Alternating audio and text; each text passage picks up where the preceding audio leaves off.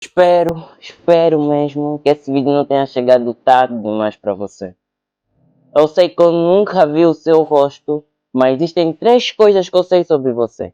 A primeira, que você sente um vazio. A segunda, que você já tentou preencher com alguma coisa.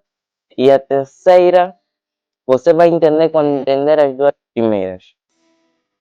A realidade é que você sorri, você conversa, você age normalmente, mas ainda existe algo dentro de você que diz que não está nada bem.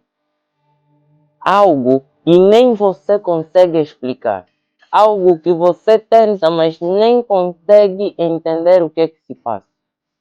Talvez você pense que é falta de propósito. Talvez você pense que as coisas seriam melhores.